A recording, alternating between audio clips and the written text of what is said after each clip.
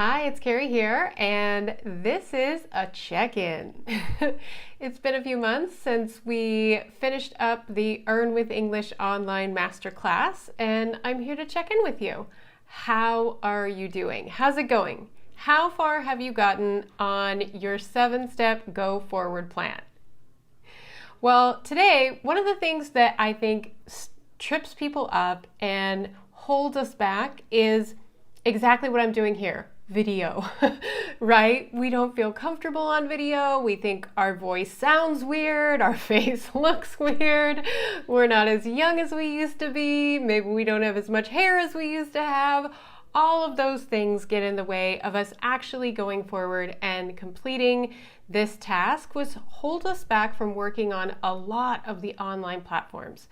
So that's what I'm going to do today. I am going to encourage you to take this step. Be brave. Put yourself out there. I guarantee you nobody is going to evaluate your video the way you're going to evaluate your video. You're new to them. They haven't been looking at you over the last 20 years at the mirror, things changing, falling, getting wrinkly. They don't know what you used to look like. They have nothing to compare you to. They want to get to know you. They want to see your personality. They want to know what kind of teacher you're going to be. They want to know how you're going to help them. And so here is your call to action. Make that video. Just do it. Just throw it out there as best you can. It doesn't have to be perfect. If you've gone on to some of those online platforms and looked at some of the videos of some of the top selling teachers, you will see they're not that good. They've got broken down Venetian blinds behind them. They're wearing, a sweatshirt or a hoodie, but they come across as if they care about their future student, as if they're eager to teach them, as if they're passionate about what they're about to do, how invested they are in how much they can help their future student. That's really what your future student is looking for. They're not evaluating your looks, your age, your haircut, none of it. What they're looking for is somebody that they feel some kind of connection with. And so, because this is your call to action, what I've done is I've downloaded the worksheet that you got, the checklist rather, that you got at the Earn with English online masterclass called Showing Your Personality and Professionalism. This is the one that helps you get the tasks done to complete your video. So I'm going to run through them really quickly. The first thing you want to make sure you have is good lighting. You can see I have pretty good lighting right now. I invested in what's known as a ring light. It is a big ring that projects light right onto my face. You can see there's a couple of shadows in the back here, but they're not overly distracting, and I don't have a lot of shadow on one side of my face or another. You don't have to invest in a ring light, but a way that you can get really good light, just like I have, is shoot your video in front of a window with natural light coming in from the outside. I guarantee you it will take 5 to 10 years off your face. Okay, a pleasing, non-distracting background. Well, I do have a lot of things in my background here, but that is by design. They, in my opinion, are pleasing. So I'm sort of setting up a certain look and feel for who I am and what I'm all about with my background. You don't have to do that. If you just find even just this plain wall would be perfect. It's neutral, it's not distracting, there's not a lot of things going on. I don't have an unmade bed behind me or a closet with things spilling out of it. Avoid those types of things. It's pretty easy, right? The next thing, equipment check. You need a video camera or a smartphone. I'm shooting this on my smartphone. Very, very easy. I do have an external mic that I just tapped, which probably made a big sound. I apologize. I might have to edit that. So I do have an external mic, which helps because here in Mexico, we have concrete walls and they're not the best for acoustics. So if I make videos without the mic, the sound quality tends to be a lot less. You, again, don't have to invest in a mic, but you do want to be in a fairly closed off room that doesn't have a lot of empty space in it, or these sort of hard concrete walls where you might get some distracting echo in your video. Okay, video at the correct distance and height.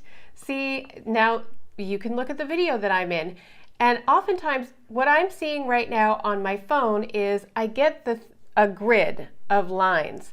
And so it tells me exactly where I need to position my body, my face. You can see there's just a little bit of headroom at the top.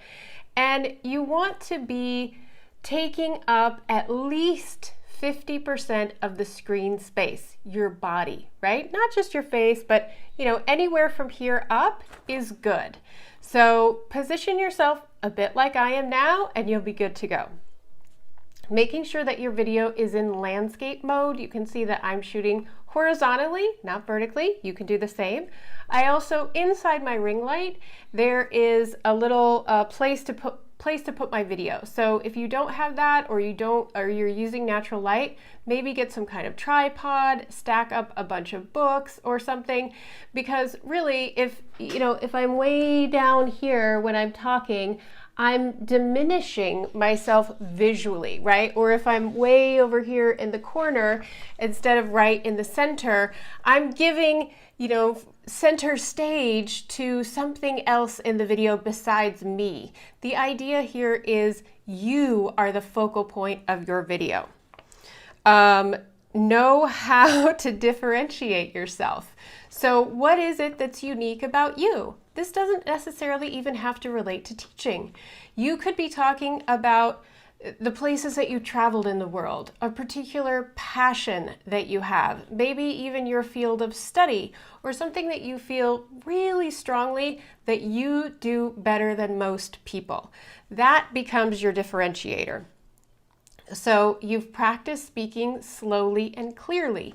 Now I want to point out, I do know that I speak rather fast, but I also know that my audience is native English speakers.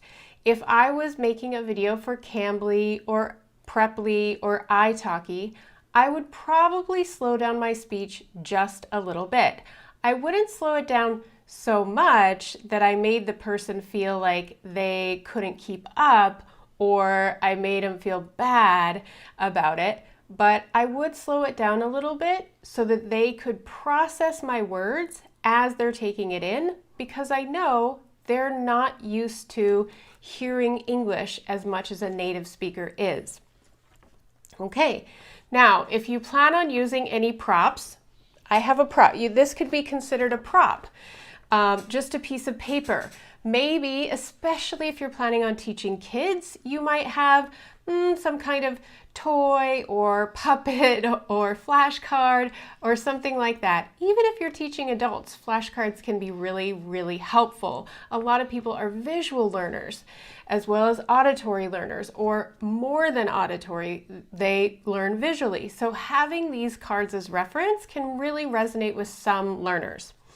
Then you're going to, I have at the end of my checklist here, remember to say, I have a checklist of the things that you're going to say. So this is not going to be difficult. I know how much of a challenge this poses, and that this can be the thing that will stop you from moving forward.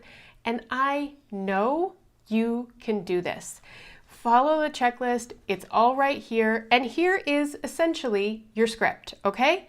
Say your name and where you're from, because as a native speaker, it might matter to the person who's considering hiring you where you're from and what kind of accent in English you might have.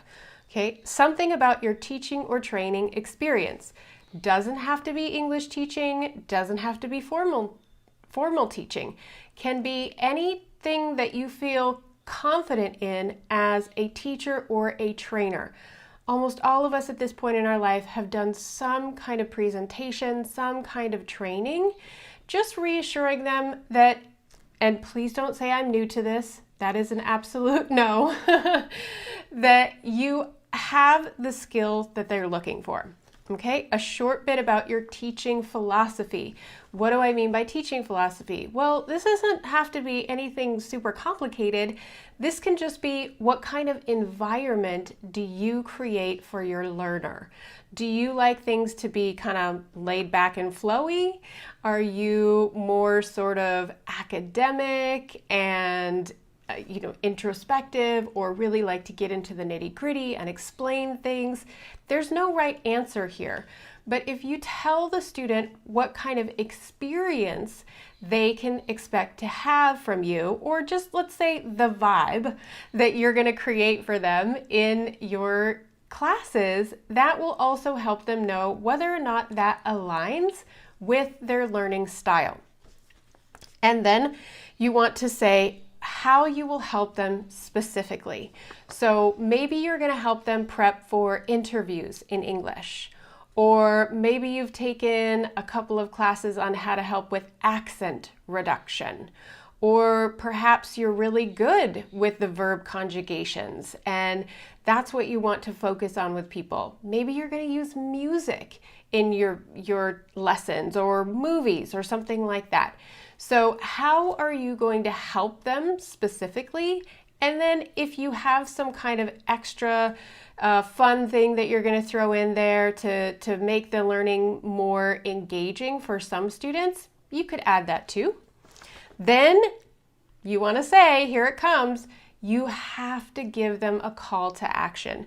In marketing, a call to action is basically go here, do this, right? So check out my schedule and book a lesson now. Go here, do this. Not, I can't wait to work with you. That's not a directive, right? So it needs to be, think of your call to action as a directive. If you don't feel comfortable saying book a lesson with me now, you could say something like, go check out my profile to see more about my career background. That is a go here, do this. And then in your written profile, you can make the, hey, book a lesson with me right now type of call to action. And at the end, I look forward to meeting you. I can't wait to work with you. I look forward to seeing you soon. Something along those lines that again is an expression that you would use, is something that you would say, shows off your personality a little bit. So there you have it. This video's been a little bit longer than my normal one, but hopefully you can see not so difficult. They are really interested in getting to know you here. You don't necessarily have to sell yourself or anything like that. Don't think of it like that. It's an introductory video. And you do want to encourage them to book a lesson with you, of course. If you don't, you're missing out. So just make that one little directive, go here, do this, and hit the stop button. And your video, honestly, this has been a long one for me because I'm explaining the process, but your introductory video can be anywhere from 1 minute to 2 minutes long. Not that hard to talk for a couple of minutes into a video and just upload it and send it to me. I'm happy to look it over for you. I'll give you some feedback. I'll maybe make a couple of recommendations for improvement. A lot of times what I say is, this is great. Go for it, post it, see how it works. And then if you want, and it's not getting you the business you want, it's not generating the interest that you want, go ahead and do it again later. But at least you jump the hurdle of fear that many of us have when it comes to making a video, and you get it up on there. And that in and of itself will make it easier to do the next time. Okay, so this is your call to action. Go make that video, send it to me. I want to see it soon.